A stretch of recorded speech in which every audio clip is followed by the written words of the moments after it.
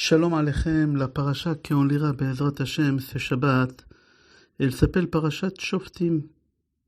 Notre paracha, c'est la paracha qui ouvre le mois de Elul Be'ezrat Hashem. Et le Shla Kadosh Teluchot Abrit, il dit sur le pasuk qu'on trouve dans le prophète Amos, chapitre 3, pasuk 8, Arié Sha'ag Milo ira, le lion rugit, qui ne tremble pas. Arié, ça veut dire quoi Arié? Aleph, Resh, Yud, Hei. Aleph, c'est Elul. Resh, c'est Rosh Hashanah. Yud, c'est Yom Kippourim. Et Hei, c'est Hoshana Rabbah. C'est-à-dire pendant ces jours des Elul et Rosh Hashanah, Kippour et Hoshana Rabbah, le lion rugit. Et si le lion rugit, qui ne craint pas? Qui n'a pas peur pendant ces jours des Elul, Rosh Hashanah, Kippour et Hoshana Rabbah? La question qu'elle se pose, avoir peur à Rosh Hashanah, c'est normal, c'est un jour de peur. Tu passes au tribunal. La même chose à Hoshana Rabbah aussi, ça fait peur. C'est le jour qu'Hachem y transmet les papiers. Kippour aussi, c'est un jour de peur, Hachem y tamponne. Mais je ne comprends pas pourquoi le mois de Elul, c'est un mois de peur. Au contraire, c'est un mois qu'Akadosh Baruch Hu, il a de la pitié, Akadosh Baruch Hu, il est miséricorde. C'est marqué que quand Moshe Rabbeinu il est monté au mont Sinaï pour amener le deuxième tab de la loi, comme ça c'est marqué dans le tour Siman Taf Kuf Pei Aleph, que le jour du mois de Elul, Akadosh Baruch Hu, il a annoncé à Moshe Rabbeinu qu'il a pardonné sur la faute de Vodor. C'est-à-dire que le mois de Elul, c'est des jours de pardon, c'est des jours d'amour, c'est des jours qu'Hachem il s'approche à nous. Alors pourquoi il faut avoir peur? Rabbeinu Yona aussi, il écrit comme ça, que depuis que le mois d'Elul commence, jusqu'à la sortie des Kippour, il faut avoir peur. Mais pourquoi le mois d'Elul, il faut avoir peur? Avant de répondre sur cette question, tout d'abord, j'aurais voulu de quel lion on parle ici? Arié Sha'ag Milo ira, le lion rugit. De quel lion on parle ici? C'est rapporté dans Gemara Choulin, page 97 à Modbet, que César de Rome, il a demandé à Rabbi Yoshua ben Hanania, pourquoi vous les Juifs, vous comparaissez votre Dieu à un lion? C'est quoi la force d'un lion? Il y a plein de gens qui ont battu un lion. Par exemple, David Ameler, par exemple Samson. Est-ce qu'il n'y a pas quelque chose de plus fort qu'un lion pour comparer votre Dieu à un lion? Et Rabbi Yoshua ben Hanania lui dit, non, ne comparez pas notre Dieu au lion que toi tu comprends, qui se trouve dans le zoo. Non, comparez à Kadosh Baruch Hu un lion qui s'appelle Bi'ilahi, qu'il n'y a pas un héros beaucoup plus grand qu'Akadosh Baruch Hu. Et il n'y a pas un héros plus grand que ce lion sur terre, et pardon, dans le ciel, qu'on a peur de lui. Et quand ce lion-là, il rugit, alors tout le monde, ils ont peur. De quel lion on parle ici? Dans les Slichot, on dit tous les matins, Misha'ana le Daniel Bego Variafta, ou Ya'anenu, c'est lui qui l'a écouté, Daniel, quand il était dans la fosse au lion, qui nous répond.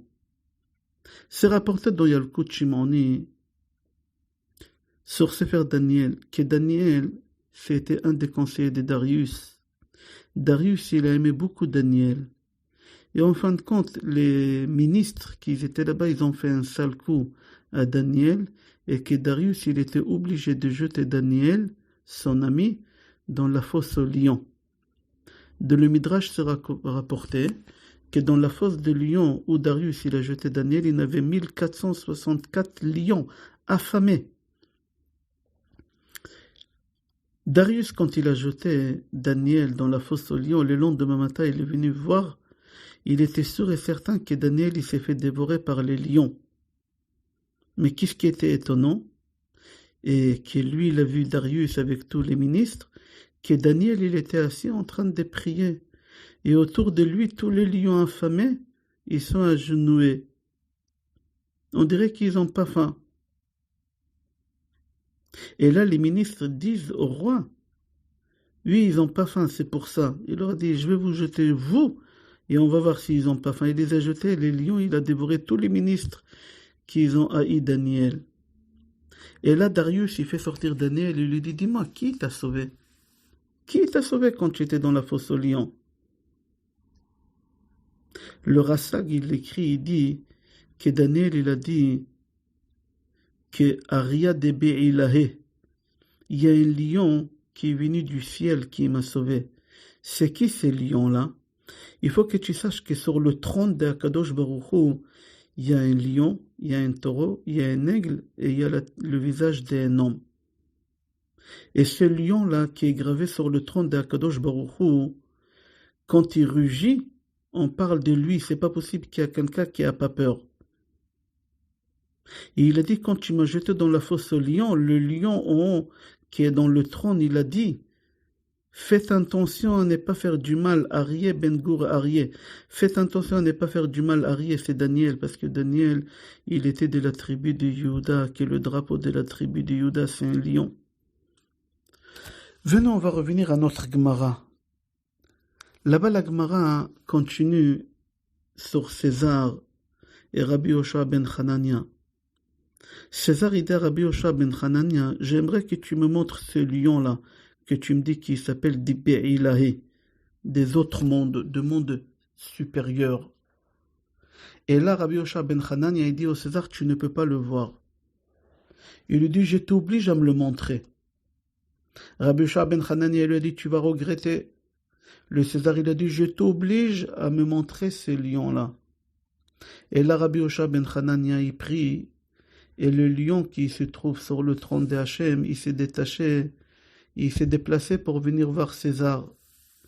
Et quand le lion, il était encore loin, à Arba Meot Parsa, il a rugi un cri. Toutes les femmes enceintes, ils ont fait un fausse couche de peur. Il a fait pousser un deuxième cri. Toutes les personnes là-bas, ils ont les dents, tellement ils ont tremblé, les dents, ils se sont cassés. Et les murailles de la ville de Rome, elles s'est brisées. Et quand il s'est approché encore plus, César, il a eu peur, il est tombé de son trône. Et de peur, il a demandé de pitié à Rabbi Yoshua ben Hanania de dire à ce lion qu'il retourne d'où il vient. Et le lion, il est retourné. C'est ça le lion qu'on entend pendant le mois d'Elul, pendant Rosh Hashanah, pendant Kippour, jusqu'au Shana Rabbah. Dans le livre Achaim, c'est le frère de Maharal, il a écrit. Il dit, il faut que tu saches qu'il y a un moment propice dans l'année que le lion céleste de Be'ilahe, il rugit. Et on ne peut pas ne pas avoir peur. C'est entre Rosh Chodesh Elul, depuis Rosh Chodesh Elul jusqu'à Hoshana Rabbah. Et c'est pour cela que tu dois avoir peur depuis Rosh Chodesh Elul. C'est-à-dire quoi avoir peur? Certes, le mois d'Elul, c'est un mois de miséricorde, un mois de la pitié, un mois d'amour. Mais quand ce lion il rugit, tout le monde ils ont peur. C'est pour ça aussi Rabbeinu Yona, il a dit depuis le mois d'Elul, il faut commencer à avoir peur. Avoir peur de quoi? Des lions de Be'ilahi. Dans le livre Leket Yosher, il dit que depuis Rosh Chodesh Elul jusqu'à après Rosh Hashanah, il faut se renforcer dans la tchouva. Il y a 30 jours avant Rosh Hashanah, préparation. C'est comme au Bet Din ici, sur terre, quand quelqu'un y passe au tribunal, et le tribunal demande à la personne, je parle des tribunaux rabbiniques, il demande à la personne par exemple de couper un arbre parce qu'il gêne le voisin. Combien de temps on laisse à ce monsieur de couper son arbre? 30 jours. Comme ça, c'est rapporté dans Gemara Baba Metzia, page Kuf Yud Zayin, que le Bedin, pour chaque chose qu'il demande à quelqu'un de le faire, le minimum de temps qu'on lui donne à réparer la chose, c'est 30 jours. Par exemple, casser un mur parce qu'il a construit un mur qu'il ne fallait pas, ou par exemple couper un arbre qui dérange, etc. On lui donne 30 jours pour retirer la chose. Akadosh Baruch Hu, il fait la même chose avec nous. Hachem, il nous donne 30 jours pour nous préparer à Rosh Hashanah. Parce que si tu ne te prépares pas pendant ces 30 jours et Rosh Hashanah arrive, Akadosh Baruch Hu va te reprocher. Comment tu t'es pas préparé? Je t'ai donné 30 jours. Qu'est-ce qui veut dire le mot Elul? Elul, c'est en araméen. Elul, ça veut dire chercher, vérifier. C'est-à-dire c'est le mois que tu dois chercher, qu'est-ce que tu dois réparer. Rabbi Rucham Mimir, il explique ça, il donne une parabole pour comprendre. Il dit un homme, il a besoin de l'argent. Qu'est-ce qu'il fait? Il vole un vélo. Et il va vendre le vélo maintenant pour avoir de l'argent. La police, elle cherche le vélo. Et lui, il commence à sentir qu'ils vont l'attraper, que c'est lui qui l'a volé le vélo. Et c'est lui qui l'a vendu le vélo. Qu'est-ce qu'il fait ce bonhomme-là? Avant que la police l'arrête, il va à la police, il reconnaît. Il dit bonjour, c'est moi le voleur. Alors combien il doit payer d'après le Bédin rabbinique, d'après la halakha? Une fois. Le prix du vélo, il doit rembourser parce qu'il a reconnu. Mais si on l'a attrapé avant qu'il a reconnu, il doit payer 4 fois le prix des vélos. C'est aussi la même chose. Si tu te prépares avant Rosh Hashanah, alors Akadosh Baruch Hu, il va te faire pardonner. Mais si tu te prépares pas, alors Chas v'Shalom, Akadosh Baruch Hu, il va te faire payer 4 fois. Alors commence à faire des recherches pendant les 30 jours. Comme on a rappelé dans l'autre cours d'avant, le Midrash, Rabbi Eliezer, il dit, Bemakom sheyesh din en dayan ou bemakom she'en din yesh dayan. Rabbi Eliezer dit, si tu as fait un péché et tu te fais juger sur terre et tu te fais punir sur terre, tu ne passeras pas sur ce péché-là au tribunal céleste à Rosh Hashanah. Alors prends sur toi à te faire juger toi-même sur tous les péchés que tu as fait cette année et faire réparer, comme ça tu ne seras pas obligé de passer au tribunal céleste le jour de Rosh Hashanah.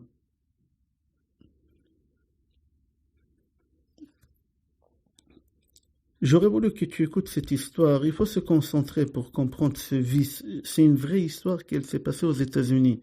J'ai eu une confirmation par quelqu'un que c'est une vraie histoire. Un jour, il y a quelqu'un, il a passé au tribunal, pas rabbinique, au tribunal civil aux États-Unis. Il a été accusé qu'il a assassiné quelqu'un. Il y a des témoins de l'assassinat, il y a le corps, il y a l'arme des crimes, même il y a des photos. Quelqu'un, il a pris des photos. Pendant 3 mois, il s'est déroulé ce tribunal, ce jugement. Ils ont ramené des témoins qui ont témoigné, ils ont ramené un psychologue pour voir que le bonhomme il est normal. Ils ont ramené des spécialistes pour voir est-ce que le mort il est mort vraiment de la balle ou est-ce qu'il est mort d'une crise cardiaque. Après tout ça, qu'ils ont prouvé que c'est lui l'assassin, qu'il n'y a aucun doute, il y a son avocat qui doit le défendre. En réalité, qu'est-ce qu'il va faire cet avocat? Il y a toutes les preuves, il y a l'arme des crimes, il y a l'heure des crimes, il y a les photos, il y a les témoins, il y a le corps, il y a tout. Mais quand même, l'avocat il s'est levé et il se place devant les juges. Et il dit aux juges, c'était aux États-Unis cette histoire, c'est une vraie histoire. Il leur dit, écoutez messieurs, les juges, je suis sûr et certain que vous allez condamner mon client à la chaise électrique. Mais moi je vous demande, messieurs les juges, de me autoriser d'appeler dans cette salle l'assassin. C'est lui que vous dites que mon client il a assassiné. Donnez-moi l'autorisation de l'appeler, il est à l'extérieur. Ils l'ont regardé comme ça avec des gros yeux. Il leur a dit, dites-moi monsieur, si je vous ramène l'assassin, vous allez libérer mon client avec tous les témoignages, les photos. Les juges lui ont dit, bien sûr. Il se retournait vers le procureur. Il a dit, monsieur, si je vous ramène l'assassin, vous allez libérer mon client. Ils lui ont dit, bien sûr. Et là, ils ouvrent la porte. Et tout le monde crie le nom de ce mort-là. Rentre, mais il rentre pas. Rentre, mais il rentre pas. Après 5 minutes, l'avocat, il leur demande de fermer les portes. Il leur a dit, jamais il va venir. Il se retournait vers le juge et il leur a dit, dites-moi si vous étiez jusqu'à maintenant sûr et certain que mon client il a assassiné cette personne, pourquoi vous m'avez autorisé de l'appeler? Pourquoi vous avez tous regardé la porte pour voir s'il va rentrer? C'est-à-dire que vous avez quand même une doute.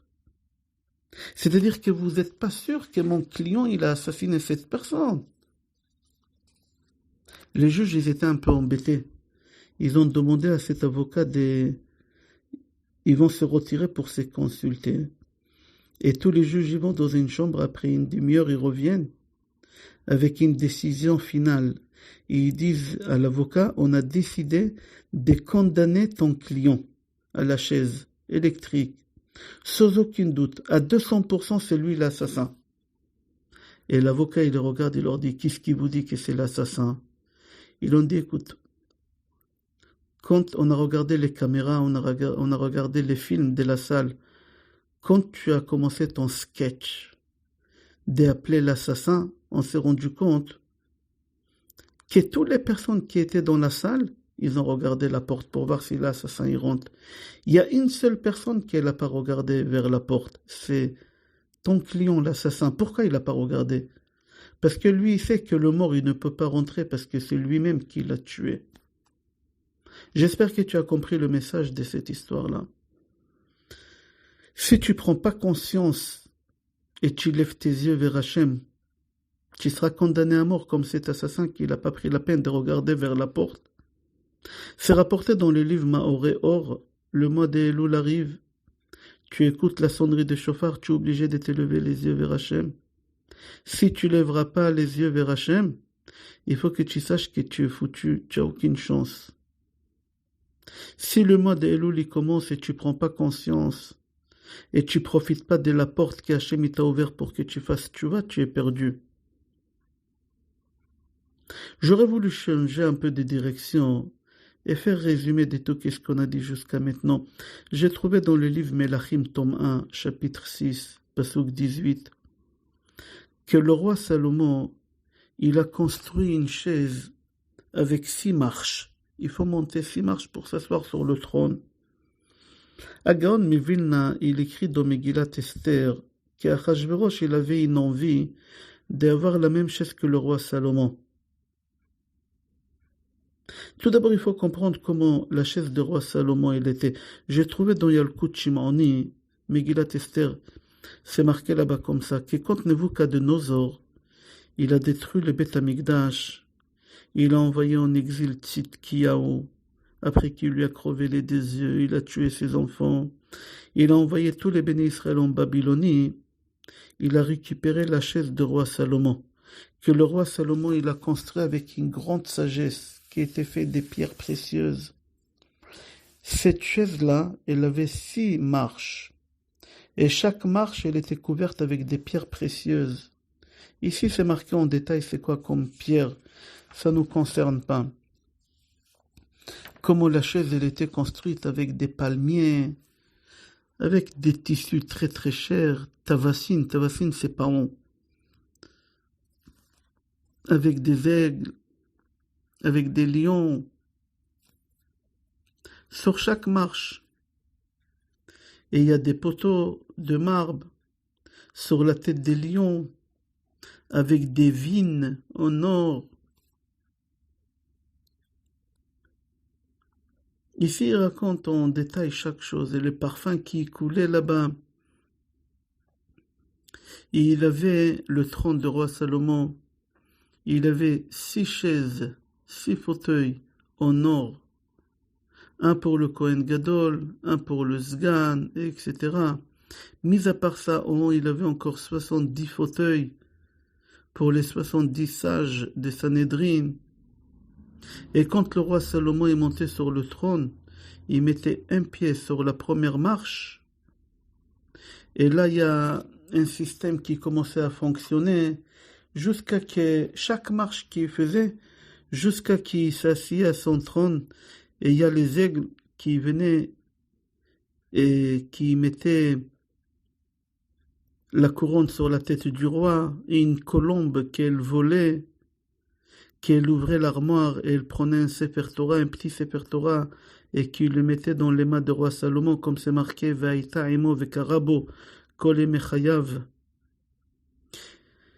Et le Kohen Gadol, qui était assis là-bas, et les Skenim, les 70 singes, il s'est assis à la droite et à la gauche, il commençait à la droite du roi Salomon et à gauche du roi Salomon, il commençait à traiter des choses qu'ils avaient pendant cette journée-là. Et au moment qu'on ramenait un témoin devant le roi Salomon, alors il y a un système qui commençait à fonctionner, les lions ils rugissaient, les aigles ils volaient, ça faisait très très peur. pour qu'ils ne mentent pas, qu'ils disent la vérité. Et quand le roi Nebuchadnezzar il a pris cette chaise, il a voulu s'asseoir dessus pour juger Tzidkiyahu.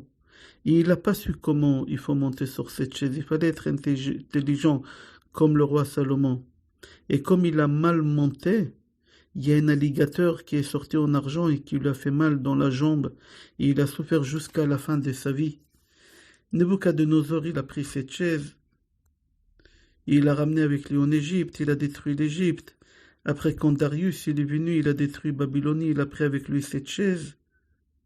Jusqu'à la Perse, après Achashverosh, il est venu, etc. Selon l'histoire de la chaise de roi Salomon.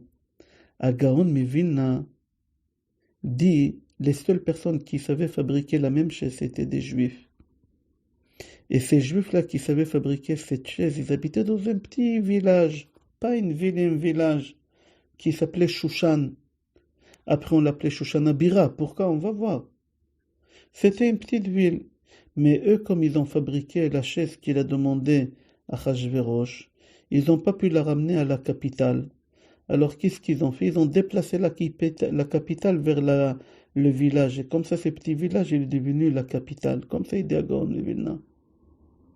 Ok, jusqu'ici, c'est le trône du roi Salomon qui avait 6 marches. Chachamim, il pose la question, pourquoi 6 marches? Pourquoi pas 4? Pourquoi pas 5? Pourquoi pas 7? Pourquoi 6? Parce que dans notre paracha, nos parachas Shoftim, c'est rapporté là-bas 6 interdits pour le roi. Un roi juif, il n'a pas le droit d'avoir 6 choses. Et chaque fois quand le roi Salomon est monté sur une marche, il y a un message qui a été annoncé automatiquement. Un des 6 péchés que le roi, il n'a pas le droit. Par exemple, la première marche, Lo yarbelo nashim. Il n'a pas le droit d'avoir plus que 18 femmes. Quand il mettait le pied sur le deuxième marche, il y a un message qui disait Lo yarbelo susim. La troisième marche, Vekese vezav lo yarbelo meod. Quatrième marche, Lo tate mishpat. Cinquième, Lo takir panim. Sixième, Lo tikar shochad. Le Kléatar, il pose la question, il dit attends, je comprends pas. Le roi Salomon, il avait 6 marches. Mais parmi les 6 annonces qu'on vient d'annoncer, il n'y en a que 3 qui concernent le roi. Les 3 autres, ça concerne un juge, ça ne concerne pas le roi. Pour le roi, lo yarbelo nashim, lo yarbelo susim, kese vezav, ça concerne le roi, il n'y a pas de problème. Mais les 3 autres, lo tate mishpat, lo takir panim, lo tikar shochad, ça concerne un juge. Quel rapport avec le roi Salomon?